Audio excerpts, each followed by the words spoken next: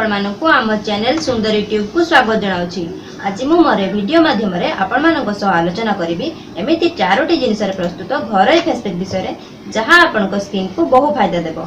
आज रे face pack T को आलोचना करिबा पूर्वरु आपनकु मो रिक्वेस्ट जदि आपण एपर्यंत आम चैनल को सब्सक्राइब करनाती ताहाले आगो सब्सक्राइब करिनियंतु पाखरे थिया बेल को मध्य प्रेस करि दियंतु जहां फल रे मु जो नूतन वीडियो गुडी अपलोड करिवि ताहा आपण प्रथम पाई परबे।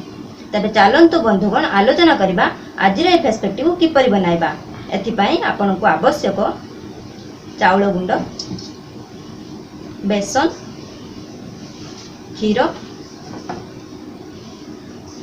एवं गुलाब जल। हाँ बंधुगण, चाउल गुंड रे थिया प्रोटीन आम स्किन को पोषण जुगाई थाए। बेसन आम स्किन रो कलापण को दूर करि थाए। क्षीर रे थिबा लैक्टिक एसिड आम स्किन को सफा करि थाए एवं गुलाब जल रे एंटीबायोटिक प्रॉपर्टी थाए जहां आम स्किन रो पिंपल को दूर करि थाए। आपण प्रथमे चाउल गुंड 1 चमच नियंतु, तापरे बेसन 1 चमच नियंतु, तापरे क्षीर 2 चमच नै मिसांतु।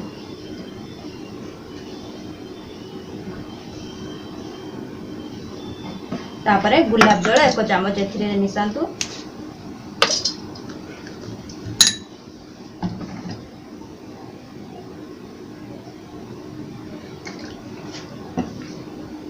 यहाँ को भल भाव मिक्स कर दियंतु। भल भाव मिक्स हो गला परे आपण ए पेस्ट को निज स्किन रे लगांतु।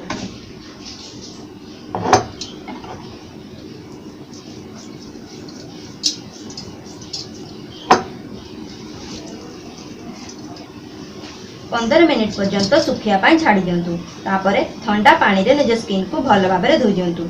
आपण ए फेस पैक को थरे ट्राई कले फरक नजर आसीबो। आशा करूछि मोर ए वीडियोटी आपनको भल लागिथिबो। जदि मोर ए वीडियोटी आपनको भल लागे ताहाले मो चैनल को सब्सक्राइब करिनियंतु एवं ए वीडियोटी को लाइक, कमेंट एवं शेयर करबा को जम्मा भूलंतु नाही। Thank you.